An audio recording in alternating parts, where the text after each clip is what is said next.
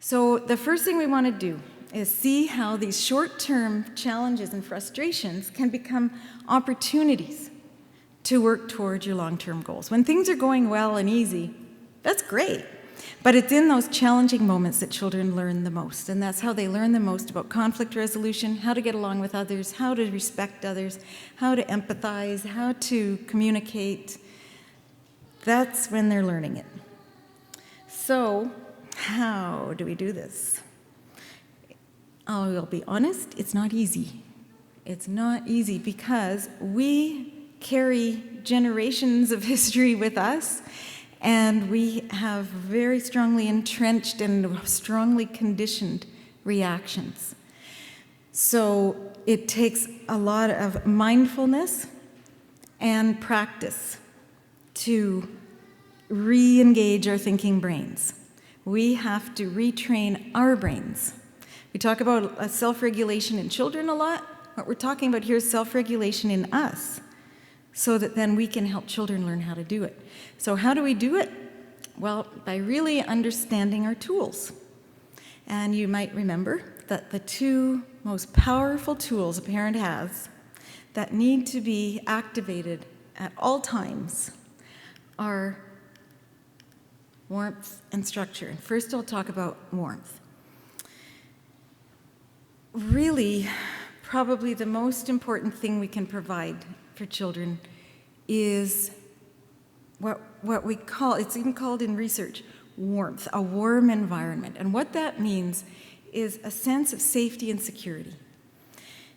In our program, we do a number of exercises, and one of them is about how we learn and how if we're in a situation where, say you're learning a new language, and the teacher says, "Oh, you'll never learn," or "Oh, how could you do something so stupid as that?" Or, if you make a mistake like that again, well, you're just going to have to go out in the hallway for a while. What does that generate inside of you? The anxiety, right? Uncertainty, insecurity, a lack of safety. And when you're in that mode, it's very difficult to learn. So what we want to do is make sure that children always feel safe with us, that we are their protectors, and they always feel safe and secure. I don't want to imply that anybody in this world is perfect, but this is what we're aiming for, okay? So what is warmth? Well, it involves these dimensions. One is making sure that your child always feels safe, that they know they're not going to be hurt physically or emotionally. And we're not going to hit them, and we're not going to call them names, and we're not going to segregate them, and we're not going to do things to them that cause them distress and fear, that they're going to feel safe with us. It also involves making sure that children always feel loved, so that no matter what happens, you're not going to stop loving them, that they will always have your love. That's how we get to that relationship when they're 20 of them trusting us and being honest with us, because they've learned over the years that no matter what happens, they can come to us and we're still going to love them. It also involves showing love in what we say and what we do, so that we don't just assume they know it, but that we can express it. And this can be really difficult for parents who haven't grown up with a lot of warmth themselves. And we realize that, and that can be a big, a challenge for many parents. But it's something that we can really work toward and think of ways that we can do it comfortably. I've been to a lot of countries with this program, and one of the things I learned along the way was that, when I talked about, we kissing each other and that kind of thing, they say, "No, we don't kiss. That's just not done. That's not how we express affection. It's considered too intimate. We do other things." So fine, whatever you do, whatever you're comfortable with, whatever your way of showing love is, it's important to do that regularly. There's a researcher who talks about it like being a bank. You have to put in a lot of deposits so that when you've got to make a withdrawal, you've got a lot still there, so that you're not always, on the edge, but you've built a big bank account of love.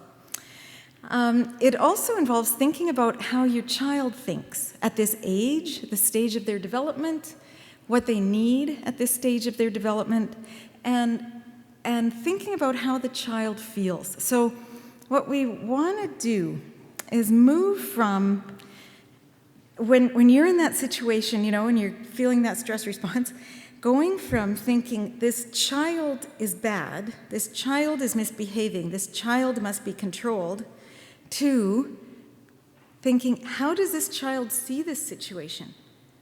What's their level of understanding of what's going on here? And how can I communicate with this child at this particular point in their development in a way that will help them learn, help them understand? And it's not an easy thing to do. It requires understanding a lot about how children think. But the more we can do this, and my big dream is that as a society we finally take children seriously and parenting seriously and start really giving parents support and information that will help them.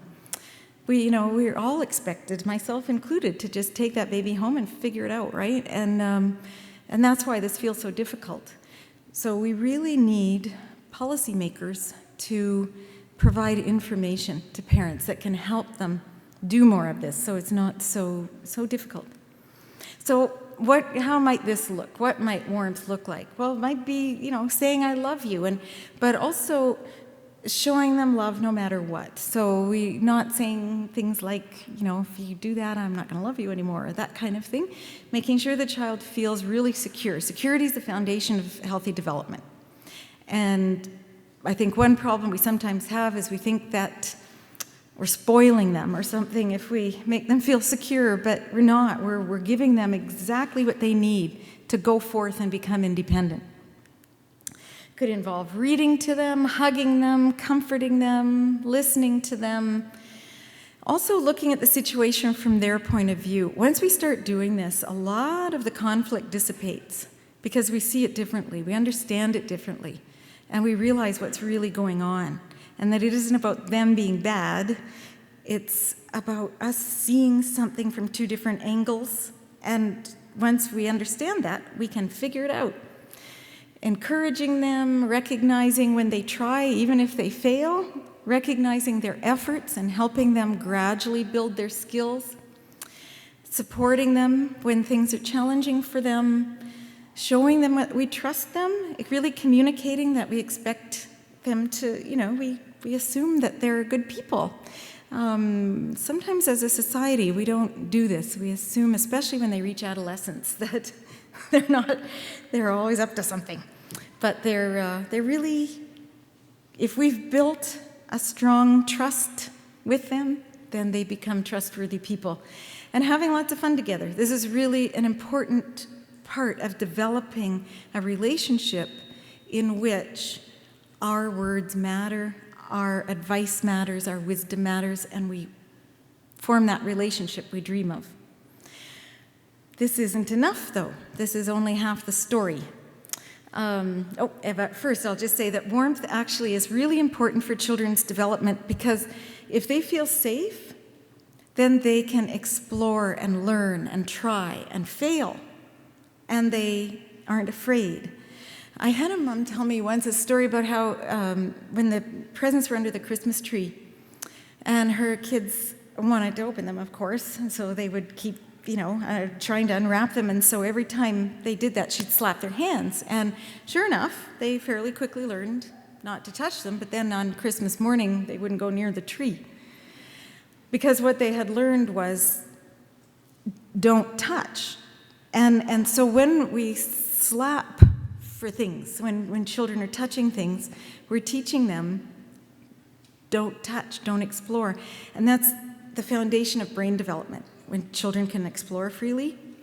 This is a whole question, child-proofing and all of that we don't have time for tonight, but it's really important that when children feel physically safe, they feel safe to explore, they learn about their environment, they build all kinds of pathways in their brains. Their brains are just eager to take in information, and they do that through touch and taste and smell and experimentation.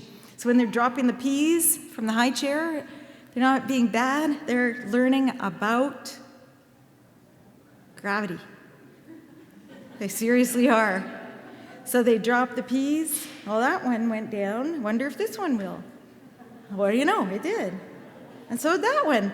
Then you give them a balloon. Oh, come on. You gotta be kidding me. That one didn't go down. So what's this gravity thing about anyway? They are scientists. When they're 2, 3, 4, 5 years old, and even all the way through our lives, we're experimenting, we're testing hypotheses, and we're learning how things work. And so this is brain development and understanding their world. When they feel emotionally safe, they're more likely to have positive social interactions. They greet the world optimistically, and they expect people to be good, and so they engage with the world in a positive and optimistic way, and that really fosters their emotional development. So the safer they feel, the more healthy their development is likely to be. And not only that, but you get a nice side effect, because when children feel really cared about and loved and secure, they want to preserve that relationship. They don't want to do things that will damage it. And so they want things to go well, which means that you're encouraging their cooperation in the short term and teaching them the values you want them to learn over the long term. You're teaching them empathy and respect and caring and kindness and all of those things. And they value this relationship, so they want to maintain it, and they're less likely to, they don't have much to rebel against or resist.